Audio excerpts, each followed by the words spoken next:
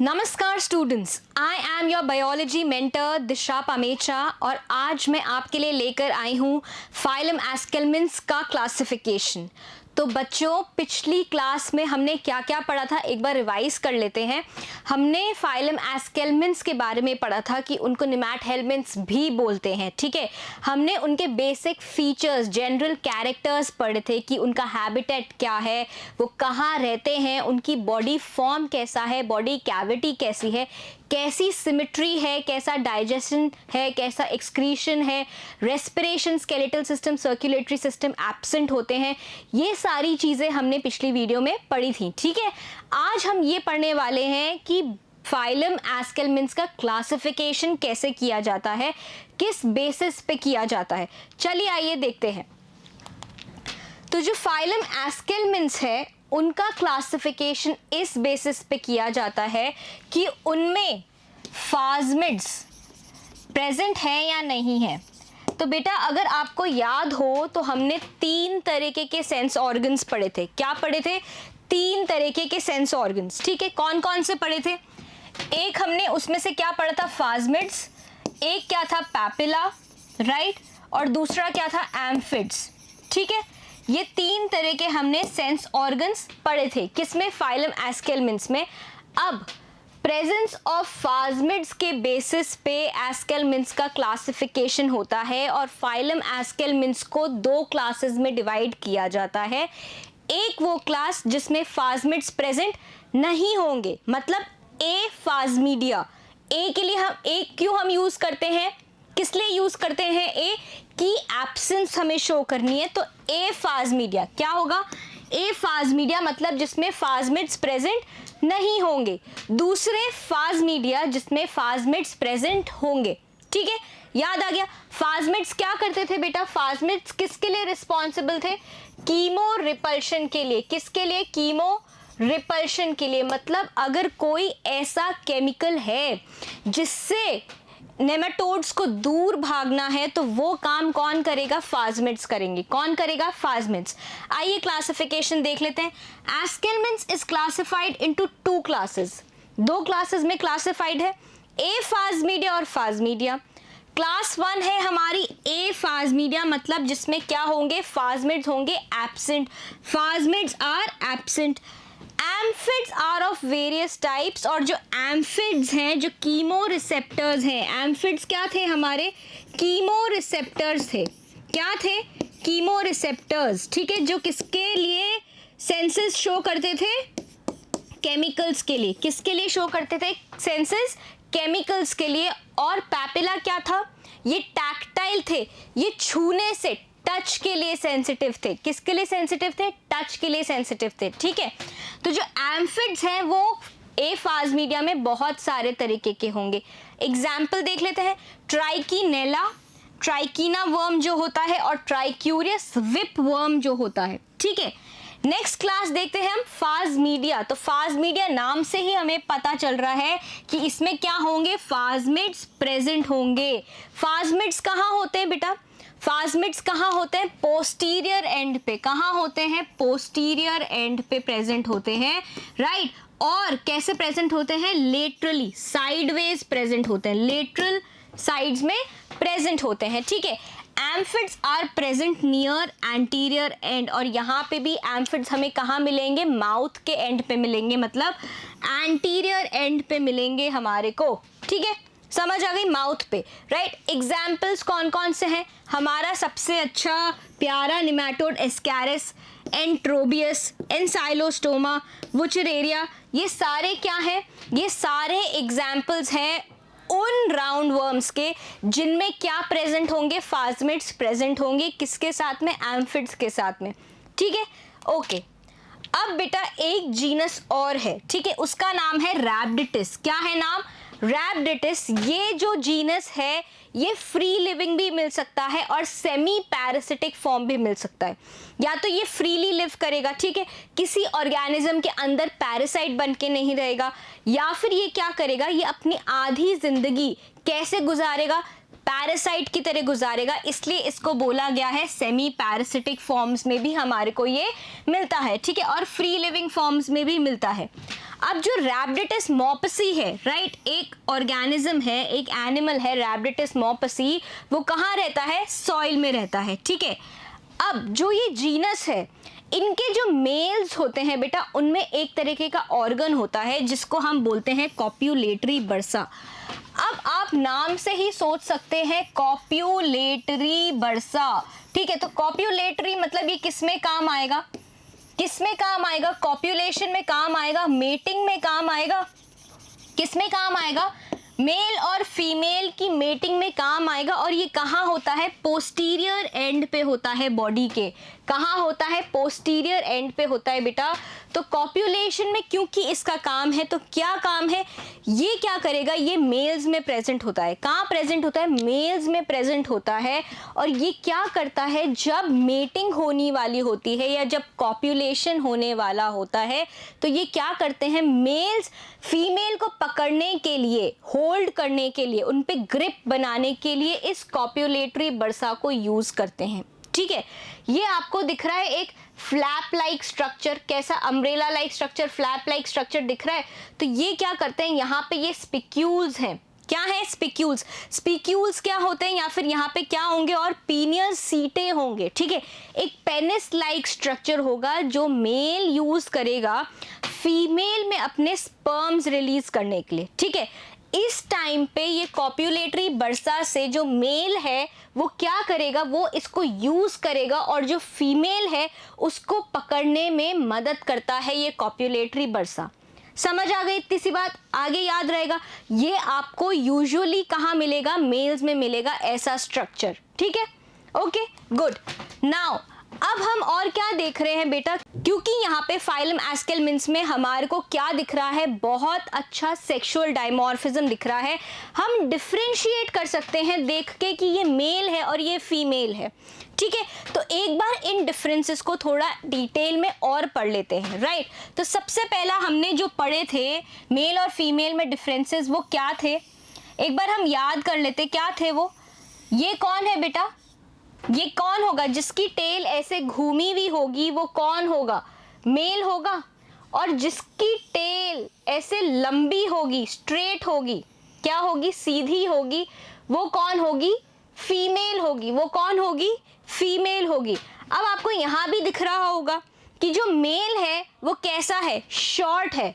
किससे शॉर्ट है? फीमेल से शॉर्ट है, जबकि जो फीमेल होती है वो लॉन्ग होती है। किससे लॉन्ग होती है? मेल से लॉन्ग होती है, लंबी होती है, ठीक है। ये दो कुछ जनरल फीचर्स थे जो हमने मेल और फीमेल में डिफरेंस करने के लिए, अंतर करने के लिए पढ़े थे, राइट। यहाँ पे हम कुछ और फीचर्स भी पढ़ लेते हैं। आइए देखते हैं।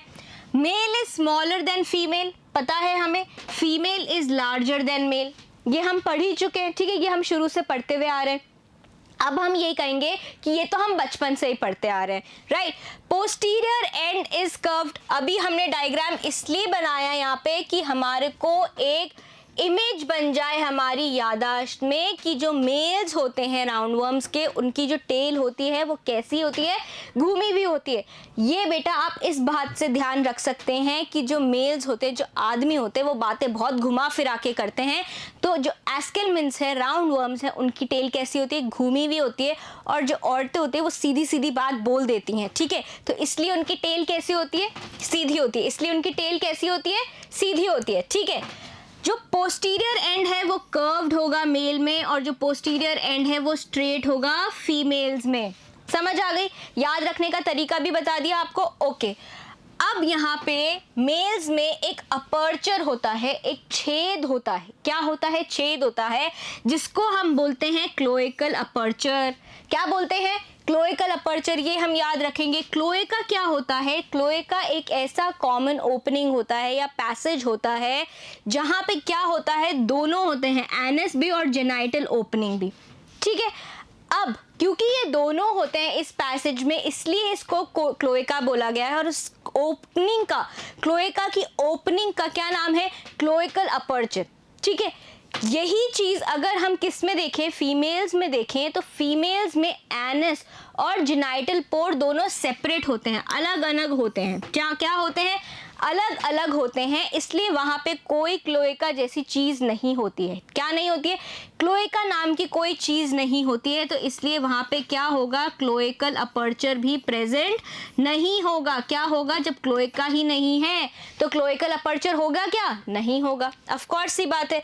टू इक्वल काइटिनस स्पिक्यूल्स, दो बराबर काइटिन से बने हुए spicules project through the cloacal aperture, और क्लोएकल अपर्चर में से क्या निकलते हैं? मैंने आपको बताया था क्या होंगे यहाँ पे?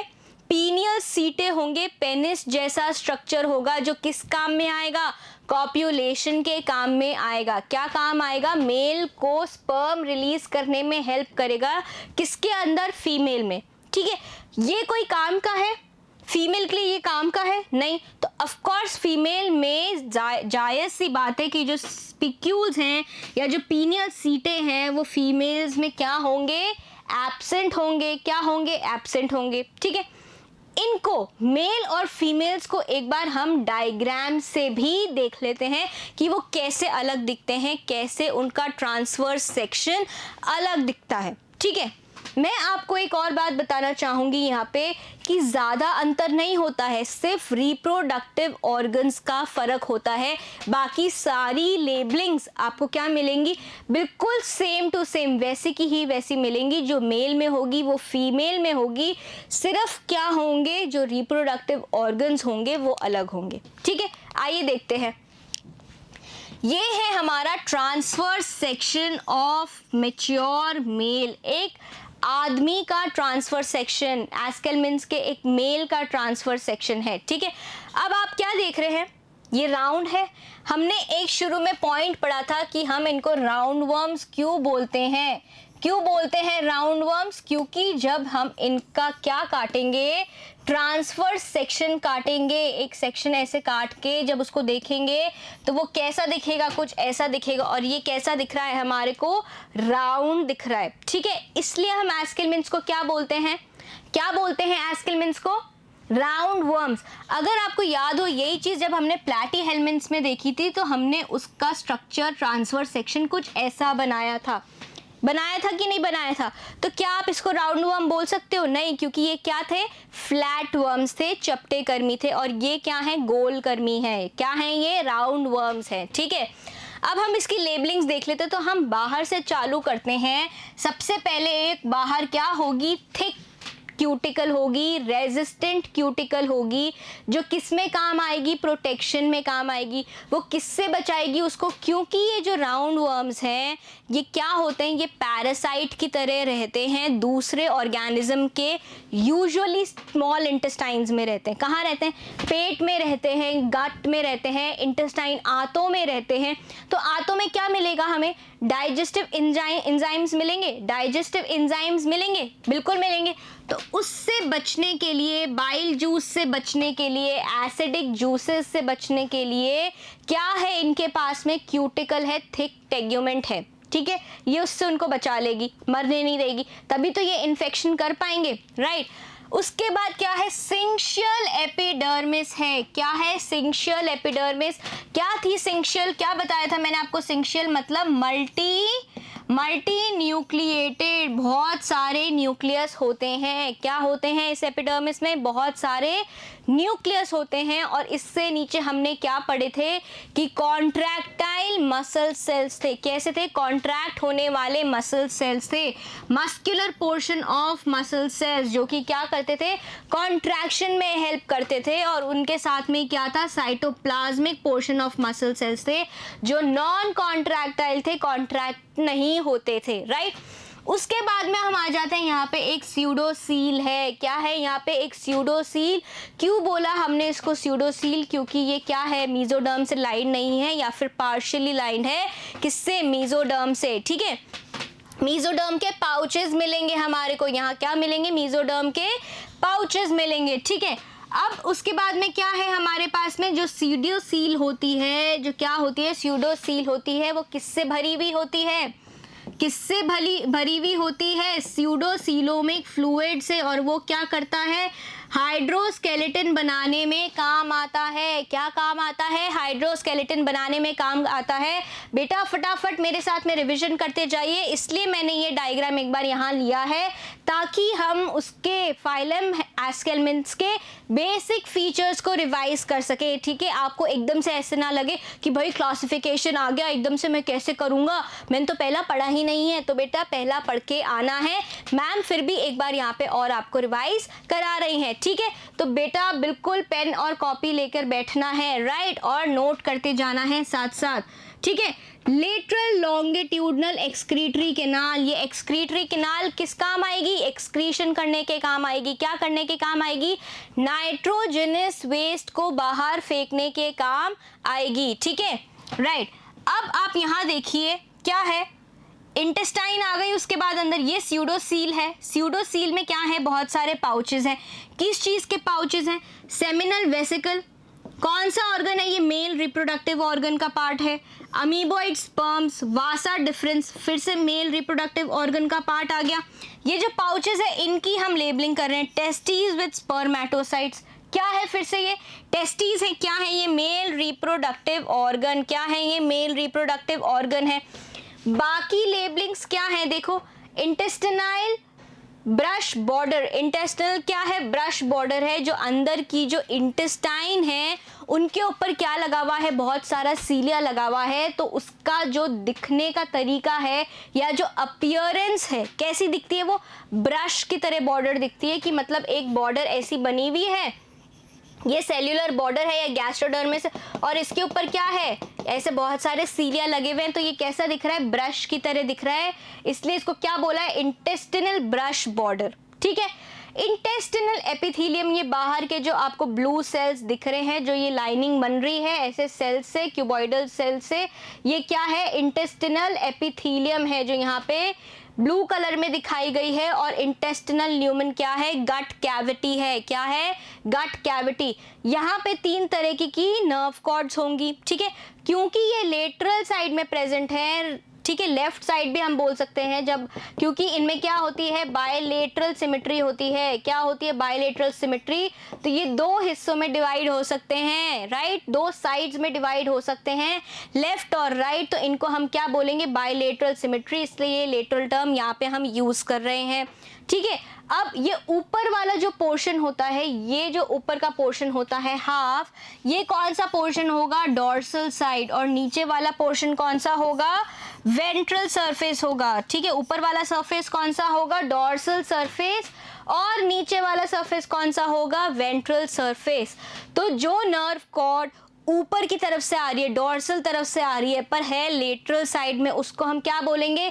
Dorsolateral nerve cord. और जो नीचे से वेंट्रल सरफेस से आ रही है उसको हम क्या बोलेंगे? Ventrolateral nerve cord.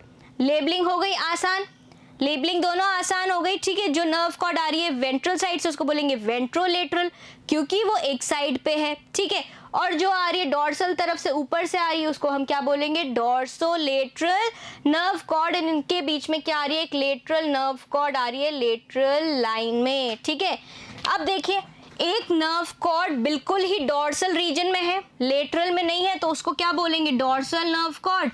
और एक बिल्कुल वेंट्रल रीजन में है, लेटरल साइड्स में नहीं है, ऊपर और नीचे, इसलिए इसको बोलेंगे वेंट्रल नर्व कॉर्ड।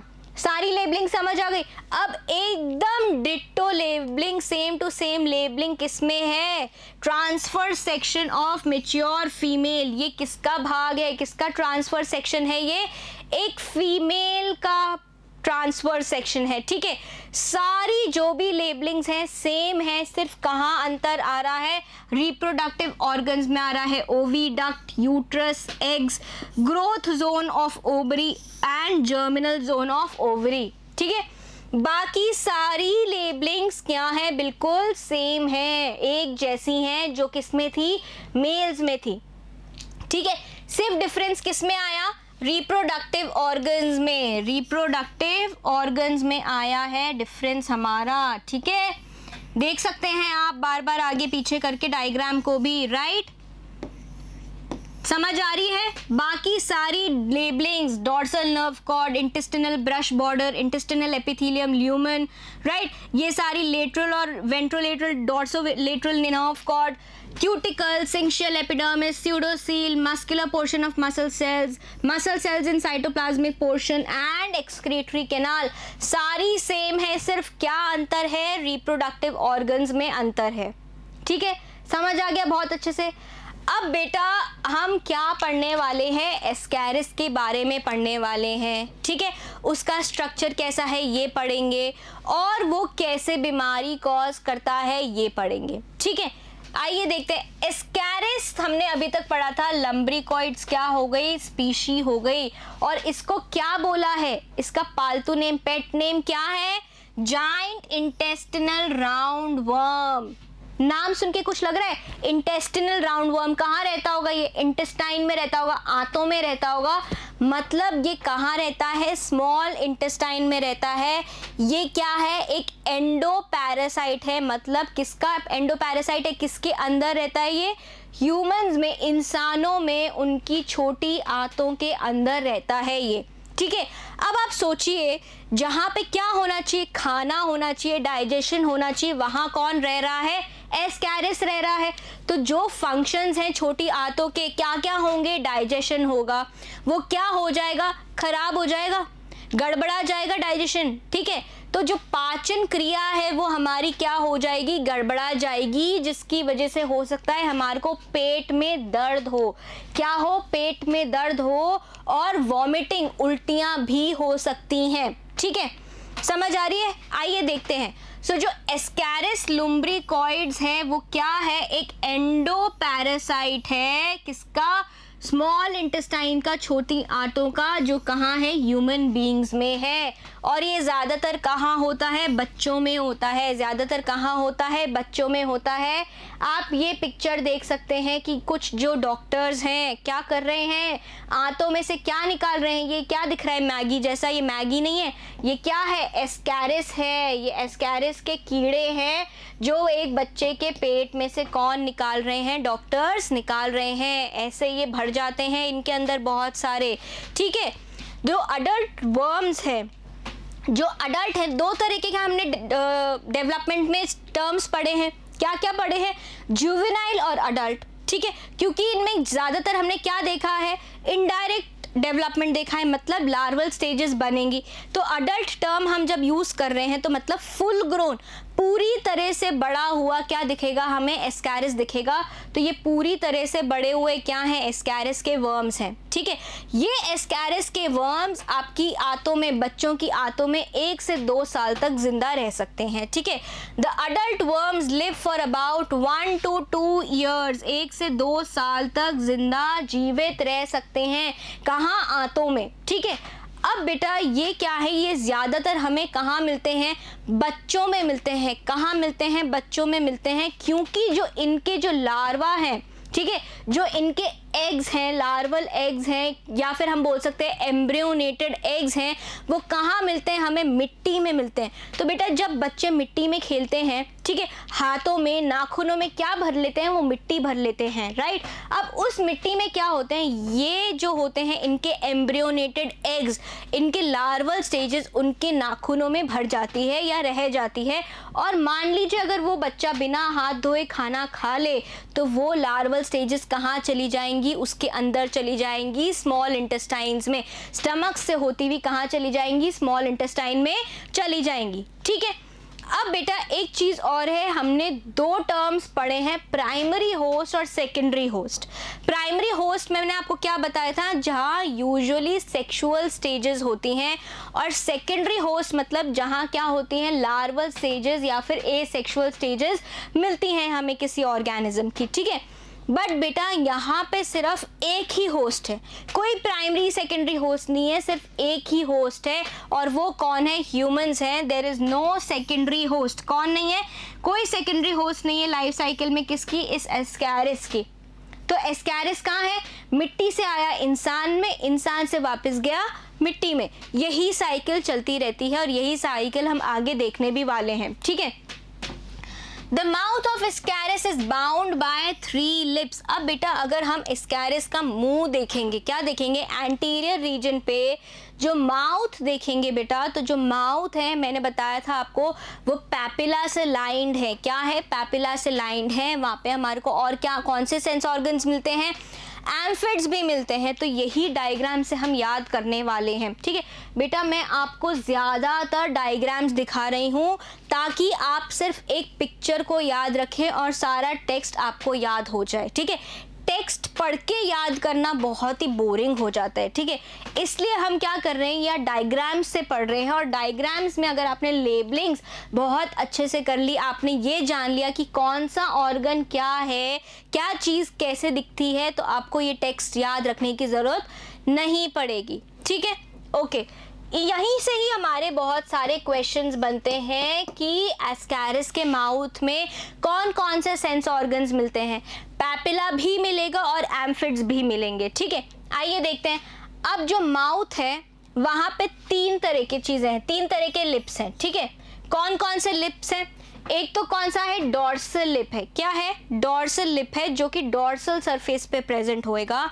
और 2 क्या है, वेंट्रोलेटरल लिप्स हैं। 2 क्या है, वेंट्रोलेटरल लिप्स, या फिर हम उनको बोल सकते हैं लेटेरोवेंट्रल लिप्स भी बोल सकते हैं। ठीक है, मतलब वो वेंट्रल सरफेस पे प्रेजेंट है बट साइड में प्रेजेंट है। ये क्या हो गया हमारा, ये क्या हो गया, डॉर्सल लिप हो गया। अब इस डॉर्सल लिप के साइड में क्या होंगे, वेंट्रोलेटरल लिप्स होंगे। क्या होंगे, वेंट्रोलेटरल लिप्स। ठीक है, ये डॉर्सल और ये कौन से, वेंट्रोलेटरल। कौन से, वेंट्रोलेटरल। अब हम इसमें देख लेते हैं कैसे कैसे सेंसरी ऑर्गन्स डिवाइडेड हैं, कहाँ कहाँ कौन से सेंसरी ऑर्गन्स डिवाइडेड हैं। तो जो बेटा ऊपर वाला जो डॉर्सल लिप है वहाँ पे 2 डबल पैपिले प्रेजेंट होंगे। क्या होंगे, 2 डबल पैपिले, एक यहाँ होगा और एक इस तरफ होगा। और जो मिड डॉर्सल लिप है और जो वेंट्रोलेटरल लिप्स हैं उनके बीच में क्या प्रेजेंट होगा, डेंट्रिकुलेट, कुछ दांत जैसे स्ट्रक्चर्स प्रेजेंट होंगे। क्या होंगे, कुछ दांत जैसे स्ट्रक्चर्स प्रेजेंट होंगे। ठीक है, जो नीचे वाले वेंट्रोलेटरल लिप्स हैं उस पे क्या होगा, एक सिंगल क्या होगा, डबल लैपिले होगा, एक सिंपल लैटरल लैपिले होगा और एक एक क्या होगा, एम्फिड होगा। क्या होगा, एम्फिड होगा। ठीक है, तो यहाँ पे हमारे को कैसे ऑर्गन्स मिले, पैपिला भी मिला और क्या मिला, एम्फिड्स भी मिला। दोनों तरीके के सेंस ऑर्गन्स मिल गए यहाँ पे। और इन तीनों लिप्स से ये जो जगह घिरी हुई है, इस जगह को क्या बोला है, माउथ बोला है। क्या बोला है, माउथ बोला है, माउथ बाउंड बाय लिप्स। ठीक है, ये जो सेंट्रल कैविटी है ये क्या है, माउथ। और माउथ के चारों तरफ क्या है, 3 तरह के लिप्स हैं, जिसमें से जो ऊपर वाला है हम उसको बोलते हैं मिड डॉर्सल लिप और जो साइड वाले हैं उनको हम क्या बोलेंगे, लेटेरोवेंट्रल लिप्स। ठीक है, समझ आ गई। जो ऊपर वाला है उसमें 2 तरीके के हमें क्या मिल रहे हैं, डबल पैपिले मिल रहे हैं, मतलब एक साथ 2 पैपिला प्रेजेंट होगा। ऐसे ये 2 पैपिला एक साथ प्रेजेंट होंगे, एक राइट साइड में और एक लेफ्ट साइड में। ठीक है, अब जो वेंट्रोलेटरल है या फिर जो लेटेरोवेंट्रल लिप्स हैं उसमें ये एक ही प्रेजेंट होगा। क्या होगा, एक ही प्रेजेंट होगा, डबल पैपिले प्रेजेंट होंगे, ये एक ही प्रेजेंट होंगे दोनों में। साथ में क्या होगा, सिंपल लैटरल पैपिले, मतलब एक पैपिला सिंगल भी प्रेजेंट होगा और इसके साथ में क्या प्रेजेंट होंगे, एम्फिड्स भी प्रेजेंट होंगे। ठीक है, the dorsal lip has 2 double papillae, ये पढ़ लिया हमने। While each ventrolateral has 1 double papilla, 1 simple lateral papilla and an amphid। समझ आ गई, किसकी सारी लेबलिंग समझ आ गई, माउथ की लेबलिंग समझ आ गई। ठीक है, ओके। अब जो पैपिला है, अभी हमने क्या पढ़ी, 2 चीजें पढ़ी। कौन कौन से 2 सेंस ऑर्गन्स पढ़े, जल्दी बताओ, पैपिला और एम्फिड्स। पैपिला क्या करते थे, पैपिला किसके लिए सेंसिटिव थे, टच के लिए सेंसिटिव थे, तो दे रिस्पॉन्ड टू टच। क्या है, छूने को, ये टच को ये क्या थे, सेंसिटिव थे। छूने को ये क्या थे, टच को ये सेंसिटिव थे। ठीक है, समझ आ रही है, ओके।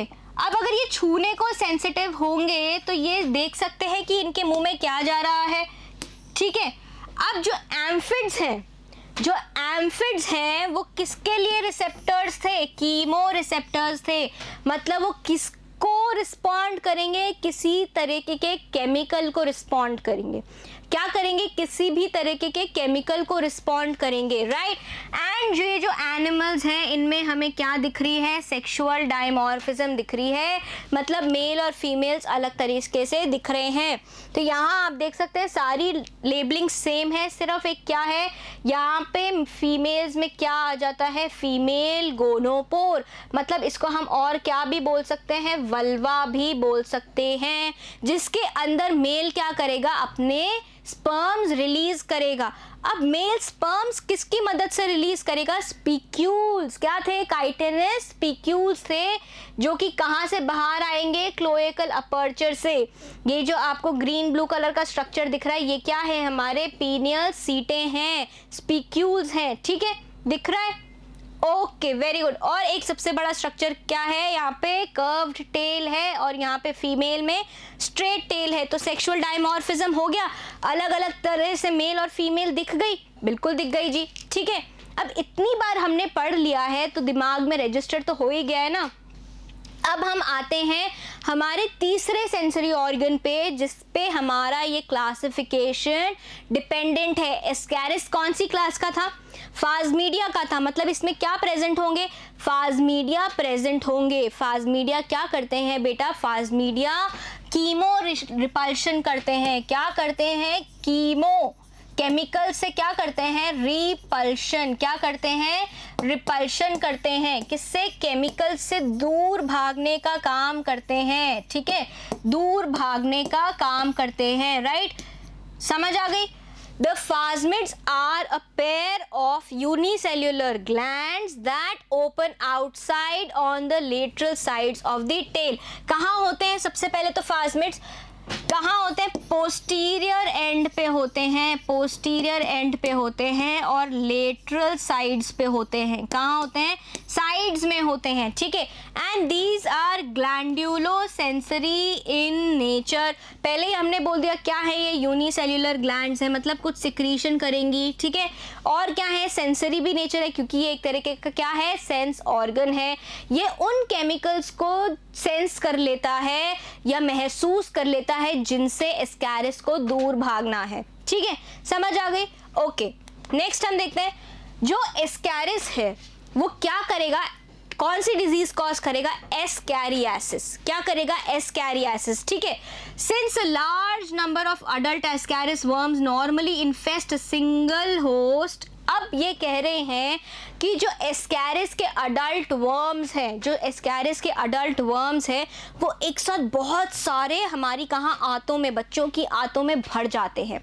तो क्या होगा? उसकी वजह से डाइजेशन नहीं हो पाएगा, ठीक है। जो हमारा डाइजेस्टिव सिस्टम होगा बच्चों का वो क्या हो जाएगा? गड़बड़ा जाएगा, जिसकी वजह से बच्चों के पेट में दर्द भी हो सकता है। क्या हो सकता है? एब्डोमिनल डिस्कम्फर्ट, ठीक है। और क्या हो सकता है? Colic pen. कॉलिक पेन मतलब पेट दर्द। क्या हो सकता है? पेट में दर्द हो सकता है, ठीक है।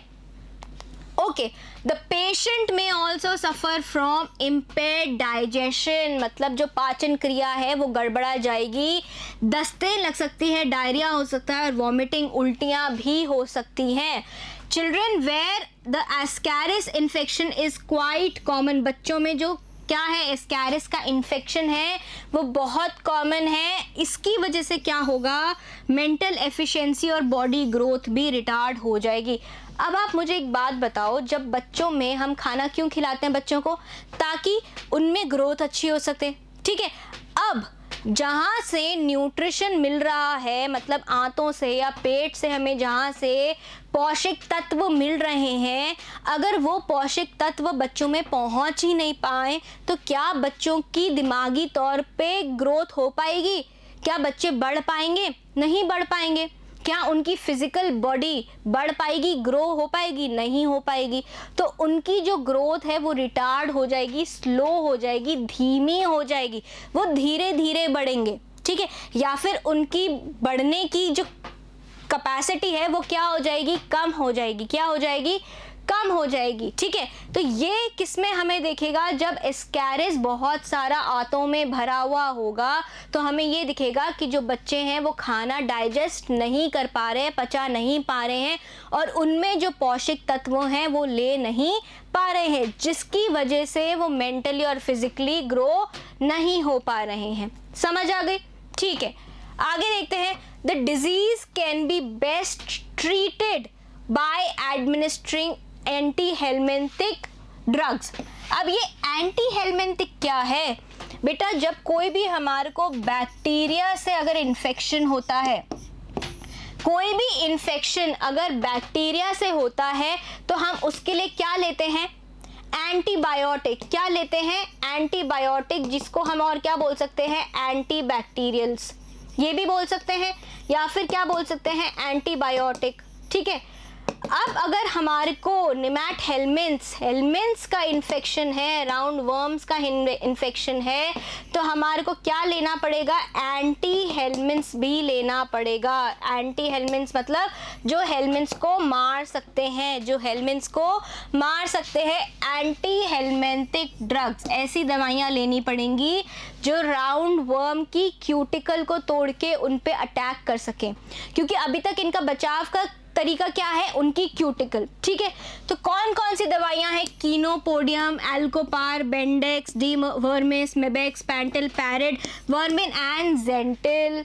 तो बेटा यहाँ से आपको क्वेश्चन आ सकता है। ठीक है, क्या ड्रग यूज हो सकती है, अगर आपने सुना हो एल्बेंडाजोल, तो बच्चों में हम क्या देते थे, क्या देते हैं, या अभी भी कि हम क्या बोलते हैं, बच्चों के पेट में दर्द हो रहा है तो हो सकता है कीड़े हो गए हो, और तो इनको हम दवाई पिला देते हैं, एक लिक्विड पिला देते हैं एल्बेंडाजोल का या फिर डी वर्मिस का या जेंटिल का। ठीक है, तो उससे क्या होते हैं, वो कीड़े मर जाते हैं, कीड़े मर जाते हैं। ठीक है, नेक्स्ट, अब ये क्या है, हमारी एस्कैरिस लम्ब्रिकॉइड्स की पूरी एक क्या है, साइकिल है। ठीक है, एक बार हम देख लेते हैं कैसे होता है ये। तो ये है हमारे इंटेस्टाइन में कौन, अडल्ट्स हैं। ठीक है, एक बार और देख लेते हैं हम। तो यहाँ पे हम देखेंगे कि हमारी इंटेस्टाइन में कौन है, हमारे इंटेस्टाइन में कौन है, अडल्ट्स हैं। अडल्ट्स क्या देंगी, अडल्ट्स क्या देंगे, एग और क्या देंगे, स्पर्म देंगे। ठीक है, अब एग और स्पर्म से क्या बनेगा, एग और स्पर्म से क्या बनेगा, जाइगोट बनेगा या एग बनेगा। ठीक है, तो इस एग के अंदर कौन होगा, हमारा पहला लार्वल स्टेज, हमारी फर्स्ट लार्वल स्टेज यहाँ पे होगी, जिसका नाम है रैबिडिटीफॉर्म लार्वा। डेवलपमेंट में पढ़ा था हमने कि एस्कैरिस में और एंट्रोबियस में कौन सा लार्वा होता है, रैबिडिटीफॉर्म लार्वा। कौन सा लार्वा होता है, रैबिडिटीफॉर्म लार्वा। ठीक है, याद है आपको रैबिडिटीफॉर्म लार्वा। ठीक है, तो ये रैबिडिटीफॉर्म लार्वा कहाँ प्रेजेंट है, कहाँ मिलेगा हमारे को, ये सॉइल में मिलेगा। कहाँ मिलेगा, मिट्टी में मिलेगा। और मिट्टी में इसको जो टेम्परेचर मिल रहा है, ठीक है, जो तापमान मिल रहा है, जितना पानी मिल रहा है, जितना सनलाइट मिल रहा है, इन सब से ये क्या करेगा, इन सब से ये अपना पहला मोल्टिंग करेगा। क्या करेगा, पहली बार अपनी स्किन परत बदलेगा। ठीक है, त्वचा बदलेगा, उसको हमने क्या बोला था, मोल्टिंग बोला था। और ये क्या बना लेगा, एक एम्ब्रियोनेटेड एग बना लेगा। क्या बना लेगा, एम्ब्रियोनेटेड एग बना लेगा। अब ये एग हमारे को कहाँ मिलते हैं, मिट्टी में मिलते हैं। ये गंदी सब्जियां, बिना धुली हुई सब्जियां, या फिर मैंने आपको क्या बोला था, बच्चे जब मिट्टी में खेलते हैं तो उनके नाखूनों में मिट्टी फंस जाती है और मिट्टी से क्या होते हैं, एम्ब्रियोनेटेड एग्स होते हैं मिट्टी में, और वो कहाँ चले जाएंगे, पेट में चले जाएंगे। कहाँ चले जाएंगे, स्मॉल इंटेस्टाइन्स में चले जाएंगे बच्चों के। कहाँ चले जाएंगे, स्मॉल इंटेस्टाइन्स में चले जाएंगे। अब स्मॉल इंटेस्टाइन्स में जाने के बाद ये जो एम्ब्रियोनेटेड एग है ये क्या करेगा, हैच करेगा। क्या करेगा, हैच करेंगे, एग्स हैच करेंगे, लार्वे बाहर आएंगे। क्या बाहर आएंगे, लार्वे बाहर आएंगे। और वो किसको पंक्चर करेंगे, पंक्चर करेंगे, किसमें, छेद कर देंगे, आपकी छोटी आंतों में। और कहाँ पहुँच जाएंगे, ब्लड स्ट्रीम में पहुँच जाएंगे। कहाँ पहुँच जाएंगे, ब्लड स्ट्रीम में पहुंच जाएंगे, ब्लड स्ट्रीम से ये कहाँ पहुंच जाएंगे, हिपैटिक पोर्टल वेन में। हिपैटिक नाम सुनते ही हमारे को क्या समझ आया कि ये कहाँ जाएंगे, लिवर में जाएंगे, ठीक है। लिवर से ये कहाँ चले जाएंगे, हिपैटिक वेन में चले जाएंगे। हिपैटिक वेन से ये धीरे धीरे होते हुए पोस्टीरियर वेना कावा के थ्रू ये कहाँ चले जाएंगे, हार्ट में चले जाएंगे। कहाँ चले जाएंगे, हार्ट में। हार्ट में पल्मोनरी आर्टरी से होते हुए कहाँ चले जाएंगे, ये कहाँ चले जाएंगे, लंग की कैपिलरीज में चले जाएंगे, फेफड़ों की नलियों में चले जाएंगे, ठीक है। वहाँ जाने के बाद ये कहाँ आ जाएंगे, एल्वियोली में, लंग की एल्वियोलाई में, ठीक है। एल्वियोलाई में आने के बाद ये क्या करेंगे, अपना सेकेंड मोल्टिंग करेंगे। सेकेंड मोल्टिंग करने से ये क्या बन जाएगी, 2 लार्वल स्टेज तो हमारे को यहाँ मिल गई थी। ये एम्ब्रियोनेटेड एग क्या था, सेकेंड लार्वल स्टेज था। यहाँ पे दूसरी मोल्टिंग करने के बाद हमारे को क्या मिल जाएगी, थर्ड लार्वल स्टेज। क्या मिल जाएगी, थर्ड लार्वल स्टेज। एक और मोल्टिंग होगी एल्वियोली में, थर्ड मोल्टिंग होगी, और क्या मिल जाएगी हमें, फोर्थ लार्वल स्टेज, ठीक है। अब ये लार्वल स्टेज कहाँ जाएगी, ये जाएगी ब्रोंकाई में, ठीक है।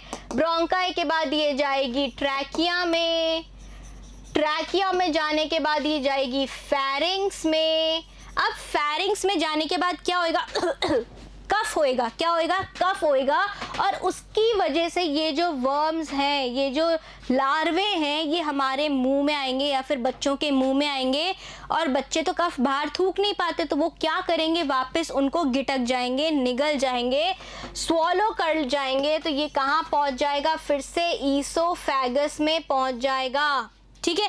खाने की नली में पहुंच जाएगा, ईसोफेगस में पहुंच जाएगा। वहां से ये पहुंचेगा स्टमक में। कहाँ पहुंचेगा, स्टमक में। स्टमक से पहुंचेगा स्मॉल इंटेस्टाइन में। कहाँ पहुंचेगा, स्मॉल इंटेस्टाइन में।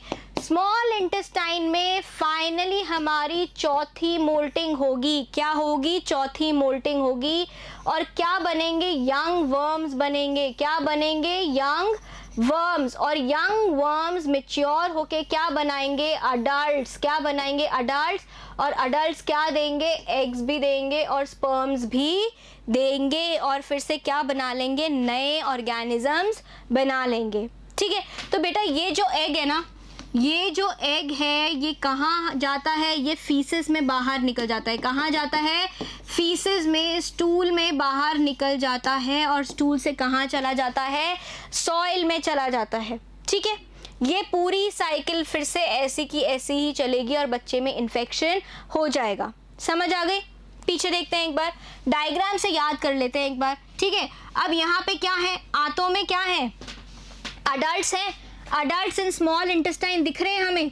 उन्होंने क्या दिए, फर्टिलाइज्ड एग दिए। तो बेटा ये जो पूरा टूर है ना, ये टूर कितने दिन का होता है, 21 दिन का टूर होता है। क्या होता है, 21 दिन का ये टूर होता है। और जो ये अनफर्टिलाइज्ड एग्स अगर फीसेस में हमें मिलते हैं तो ये किसी काम के नहीं होते। ये क्या नहीं होते, इन्फेक्शन नहीं कर सकते। इन्फेक्शन सिर्फ कौन करेगा, फर्टिलाइज्ड एग करेगा। कौन करेगा, रैबिडिटी फॉर्म वाला एग करेगा, फर्टिलाइज्ड एग करेगा, जो कि मोल्ट होएगा, एम्ब्रियोनेटेड एग बनाएगा। उसके बाद कहाँ चले जाएगा, एम्ब्रियोनेटेड एग लार्वा बना के इंजेस्ट हो जाएगा।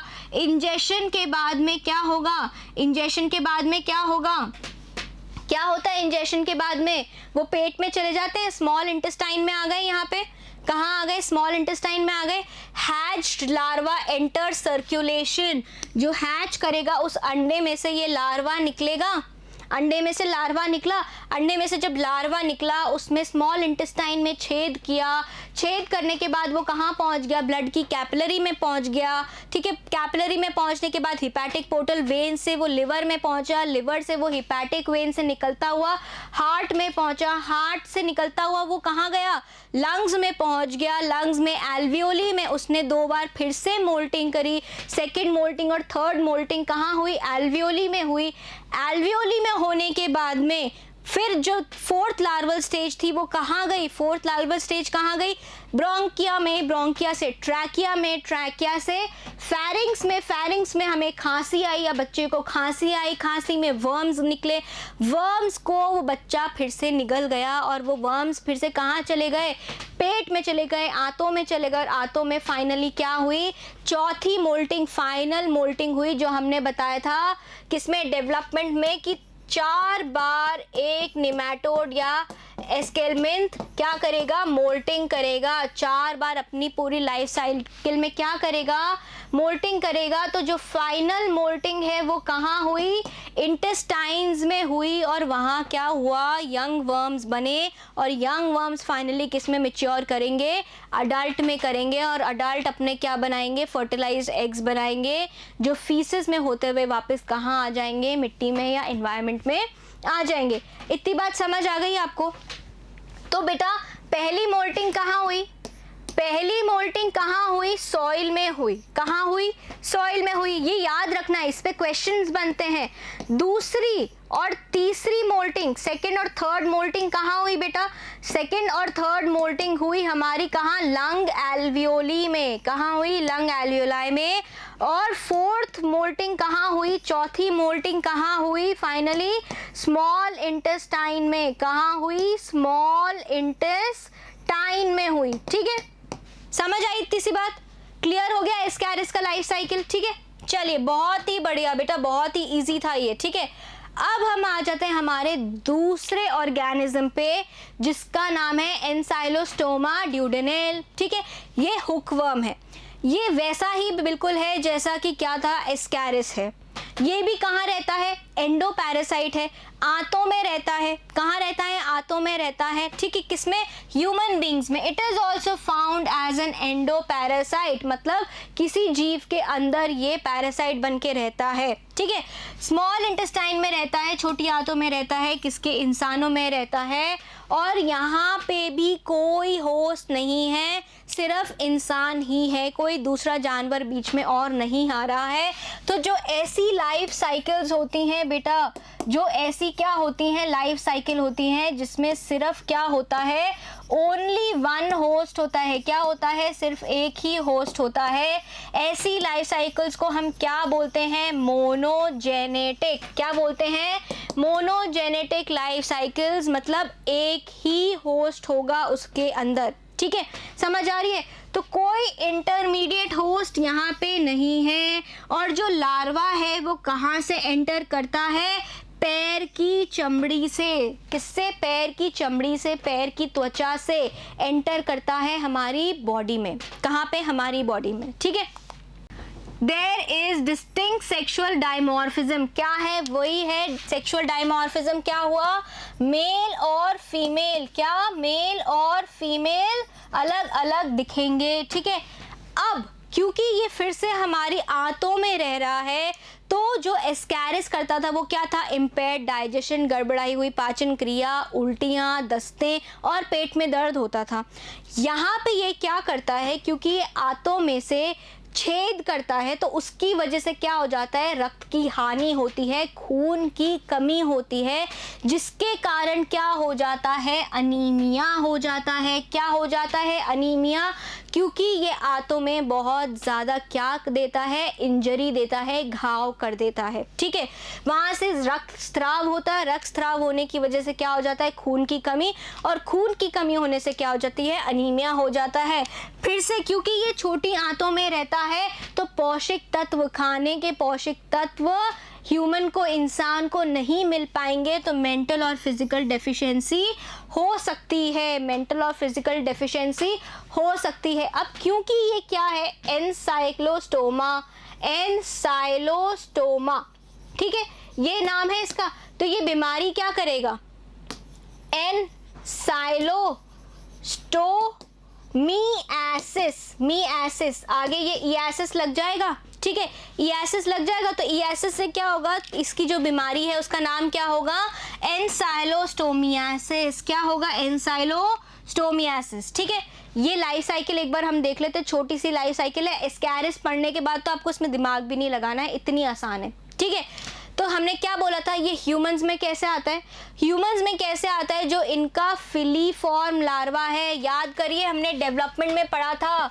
कि जो एनसाइलोस्टोमा होता है, या बेटा आप इसको एनकाइलोस्टोमा भी बोल सकते हैं, इसमें कौन सी लार्वल स्टेज होती है, इसमें लार्वल स्टेज का नाम क्या होता है, फिलैरिफॉर्म लार्वा। कौन सा लार्वा होता है, फिलैरिफॉर्म लार्वा। ये पैर की त्वचा से हमारे अंदर आ जाता है, ठीक है, और सीधा कहाँ पहुंच जाता है, ब्लड के थ्रू, खून की नलियों के थ्रू कहाँ आ जाता है, इंटेस्टाइन्स में आ जाता है। कहाँ आ जाता है, इंटेस्टाइन्स में आ जाता है। वहाँ ये क्या होएगा, मैच्योर होएगा, अडल्ट बनाएगा। अडल्ट क्या देंगे, एग्स देंगे, फर्टिलाइज्ड एग्स देंगे, उसमें वो रैबिडिटीफॉर्म लार्वा होगा, ठीक है। वो क्या करेगा, मोल्टिंग करेगा, फर्स्ट सेकेंड थर्ड मोल्टिंग करेगा, ठीक है। और ये क्या होएगा, जो फिलैरिफॉर्म लार्वा है वो हमारे वापस से कहाँ आ जाएगा, पैरों की त्वचा से फिर से अंदर आ जाएगा, ठीक है। अब ये फिलैरिफॉर्म लार्वा अगर कहीं भी मसल्स में फंस जाता है, ठीक है, पैर से आने के बाद अगर वो ब्लड कैपिलरी में नहीं पहुंच पाता है और पैरों की मसल्स में फंस जाता है, मांसपेशियों में फंस जाता है, तो क्या होएगा, वो वहीं पे ही अरेस्ट हो जाएगा, वो आगे बढ़ नहीं पाएगा, ठीक है। वो एक लार्वा से यंग वन नहीं बना पाएगा, ठीक है। समझ आ गई इतनी सी बात में।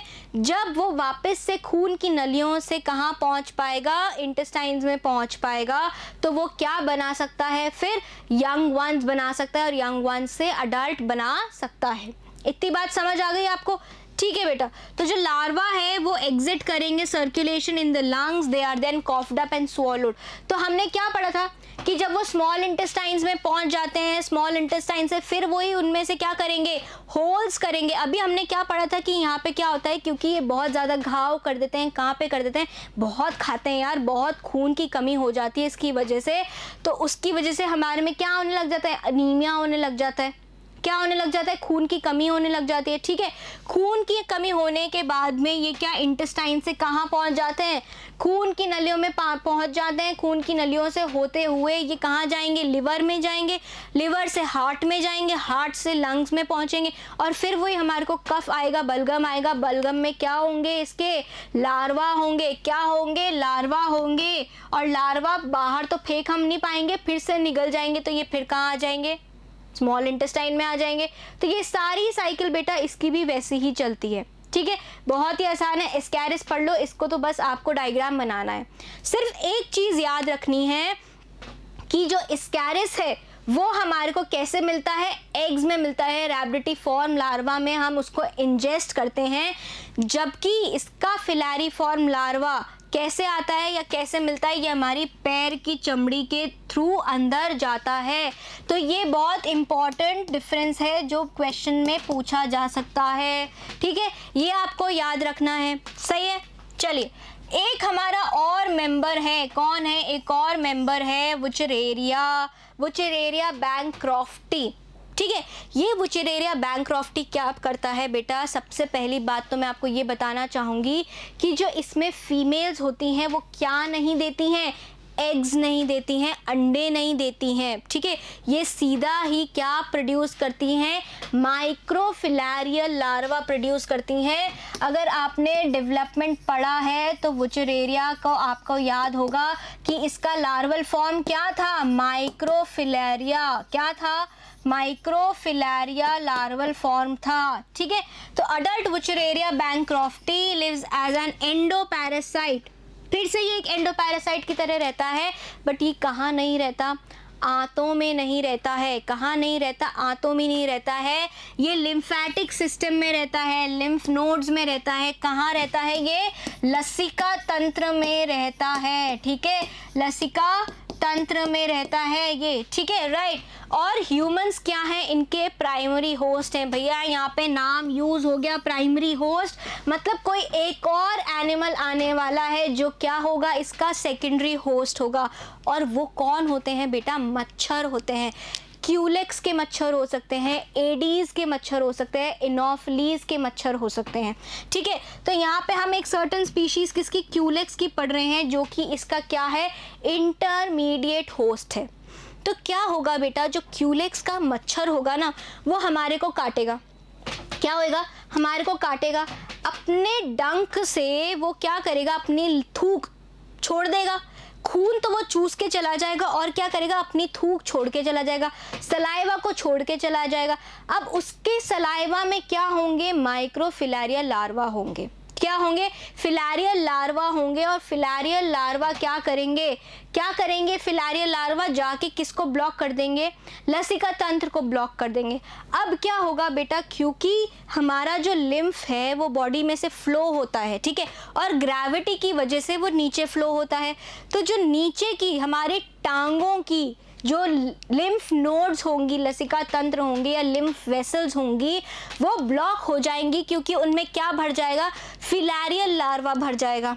ठीक है, फिलारियल लार्वा जब भर जाएगा और लिम्फ फ्लो नहीं कर पाएगा तो टांगों में क्या होगा, लिम्फ नोड्स में क्या होगा, सूजन आ जाएगी। क्या आ जाएगी, सूजन आ जाएगी, इन्फ्लेमेशन आ जाएगा। ठीक है, इस इन्फ्लेमेशन की वजह से क्या होगा, दर्द होगा और कई बार पैर इतने ज़्यादा बड़े और मोटे हो जाते हैं कि वो किसकी तरह लगने लग जाते हैं, हाथी की तरह लगने लग जाते हैं। किसकी तरह लगने लग जाते हैं, हाथी की तरह लगने लग जाते हैं। इसीलिए इस बीमारी को हम कई बार और क्या बोलते हैं, एलिफेंटियासिस। क्या बोलते हैं, एलिफेंटियासिस। ठीक है, क्योंकि इसमें पाँव कैसा हो जाता है, हाथी पाँव हो जाता है, एलिफेंटियासिस। ठीक है, या फिर हम इसको और क्या बोल सकते हैं, क्योंकि इसमें फिलारियल लार्वा है तो हम इसको और क्या बोलेंगे, फिलारियासिस। क्या बोल सकते हैं, फिलारियासिस। राइट, ये 2-3 नाम है बेटा, आपको याद करने होंगे, ये इंपॉर्टेंट है। ठीक है, इंपॉर्टेंट है, मार्क कर लीजिए, इंपॉर्टेंट है। राइट, ठीक है, अब हमने एक लाइन यहाँ पे और क्या पढ़ी, इट्स लाइफ साइकिल इज डायजेनेटिक। मैंने आपको कहा था कि अगर एक ही होस्ट है, एक ही जीव है जिसमें इसकी लाइफ साइकिल चलती है, ठीक है, राउंड वर्म्स की साइकिल अगर एक ही होस्ट में चल रही है तो उसको हम बोलेंगे मोनोजेनेटिक। बट यहाँ पे कौन आ गया, ह्यूमंस भी हैं, इंसान भी हैं और मच्छर भी हैं, 2 जीव हैं, तो हम क्या बोलेंगे, डायजेनेटिक लाइफ साइकिल है। कैसी लाइफ साइकिल है, डायजेनेटिक लाइफ साइकिल है। डाई मतलब 2, ठीक है, याद करते जाओ सफिक्सेस प्रीफिक्सेस को। द फीमेल फिलारिया, जो फीमेल है वो क्या करती है, गिव्स राइज टू जुवेनाइल, सीधा क्या देती है, माइक्रोफिलारिया। क्या देती है, माइक्रोफिलारिया को जन्म देती है। So it is viviparous. ठीक है, क्या बताया था मैंने आपको बेसिस ऑफ क्लासिफिकेशन में, ओवीपैरस कौन होते हैं, जो कि क्या देते हैं, एग्स देते हैं। क्या देते हैं, अंडे देते हैं, उनको क्या बोलते हैं, ओवीपैरस। ठीक है, और विविपैरस कौन होते हैं, विविपैरस कौन होते हैं, जो सीधा किसको जन्म देते हैं, यंग वंस को जन्म देते हैं, बच्चों को जन्म देते हैं, जैसे कि हम इंसान। ठीक है, तो ये क्या है, विविपैरस है, क्योंकि किसको जन्म दे रही है, माइक्रोफिलारिया को जन्म दे रही है। यहाँ पे अंडों का कोई अस्तित्व ही नहीं है। लिम्फ ग्लैंड्स में ये जो माइक्रोफिलारिया हैं ये बड़े होते हैं। ठीक है, क्या होते हैं, बड़े होते हैं, जुवेनाइल बड़े होते हैं। And the accumulation of these worms block the lymphatic system, लसिका तंत्र इनके वहाँ होने से क्या हो जाता है, ब्लॉक हो जाता है, वहाँ पे रुकावट आ जाती है और जो लिम्फ है वो आगे फ्लो नहीं करनी पाता, बह नहीं पाता, जिसकी वजह से क्या हो जाता है, इन्फ्लेमेशन हो जाता है, सूजन आ जाती है। क्या आ जाती है, सूजन आ जाती है। क्या आ जाती है, सूजन आ जाती है। कहाँ पे आ जाती है, लिम्फ नोड्स में सूजन आ जाती है। ठीक है, समझ आ गई। द ऑब्स्ट्रक्शन, रुकावट जो हो जाती है लसिका नलियों में, उसकी वजह से एक बहुत घातक बीमारी हो सकती है, जिसको हम क्या बोलेंगे, एलिफेंटियासिस या फिर फिलारियासिस। क्यों बोला एलिफेंटियासिस, क्योंकि इसमें अगर आप फोटो में देखें तो पाँव कैसे हो गए, हाथी पाँव हो गए, कैसे हो गए, बड़े हो गए, मोटे हो गए और ये डिफॉर्म हो गए। ठीक है, ठीक है, ये नॉर्मल है और ये एबनॉर्मल फॉर्म हो गया। तो सूजन कहाँ कहाँ आ सकती है, पैरों में, हाथों में और स्क्रोटम में। कहाँ कहाँ, पैरों में, हाथों में और स्क्रोटम में। और फीमेल्स में, जो औरतें होती हैं, इंसानों में जो औरतें होती हैं उनमें वल्वा में भी आ सकती है। कहाँ आ सकती है, वल्वा में। और जो मेल्स हैं उनमें कहाँ आ रही है, उनमें कहाँ आ रही है, स्क्रोटम में आ रही है। ठीक है, कहाँ आ रही है, स्क्रोटम में आ रही है। ठीक है, आइए इसकी एक बार लाइफ साइकिल देख लेते हैं। तो क्या हुआ बेटा, जो अडल्ट्स थे या फिर हम कहाँ से स्टार्ट कर सकते हैं, इंसेक्ट्स थे, जो क्यूलेक्स था वो आया हमारे को काटने। ठीक है, उसने काटने के साथ साथ क्या किया, खून पी के चला गया और अपना थूक सलाइवा छोड़ के चला गया। उसके सलाइवा में क्या थे, फिलारियल वर्म्स थे, फिलारियल लार्वा था। फिलारियल लार्वा कहाँ चला गया, लिम्फेटिक सिस्टम में गया और वहाँ पे बड़ा होके क्या बना लिया उसने, वुचरेरिया बना लिया। वुचरेरिया की जो फीमेल थी उसने क्या दिया, एक शीथेड माइक्रोफिलारिया दिया।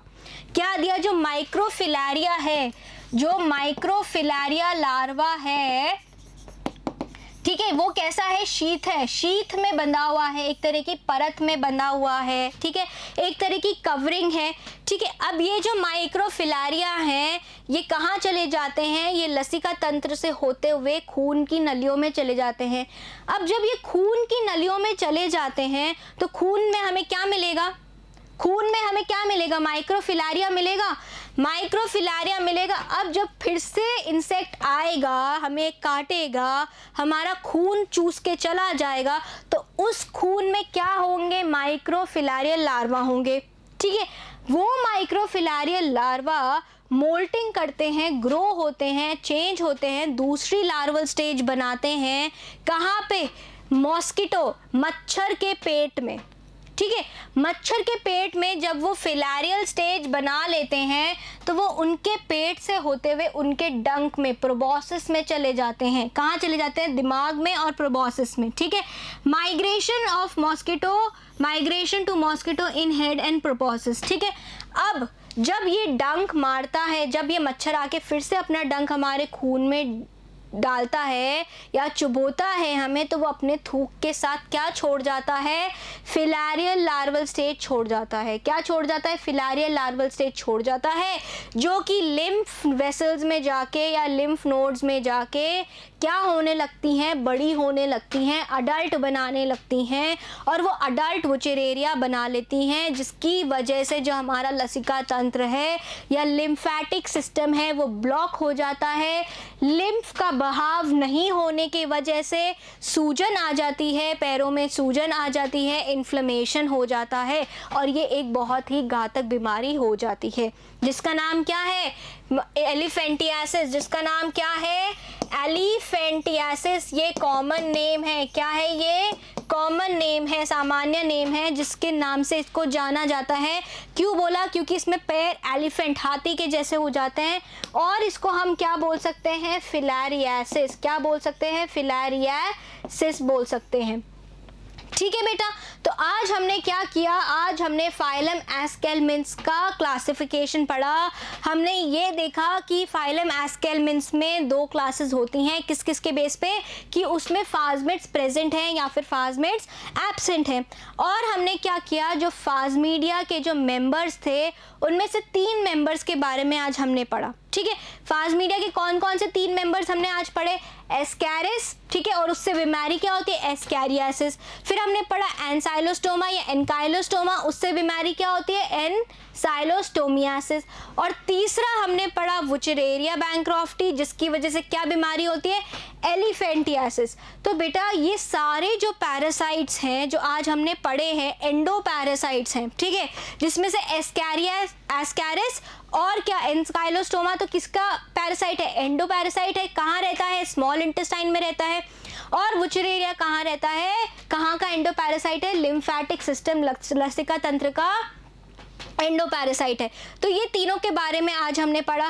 बेटा नेक्स्ट क्लास में हम और भी पढ़ेंगे, हम एंट्रोबियस के बारे में पढ़ेंगे, ठीक है, हम ड्रैकेनक्यूलस के बारे में पढ़ेंगे, हम लोआ के बारे में पढ़ेंगे, ठीक है। ये कुछ और वर्म्स हैं, राउंड वर्म्स हैं, जिनके बारे में हम अगली क्लास में पढ़ेंगे और वो क्या बीमारी कॉज करते हैं, ठीक है, इनके बारे में भी पढ़ेंगे। तो बेटा हम अब मिलेंगे नेक्स्ट क्लास में, तब तक के लिए थैंक यू।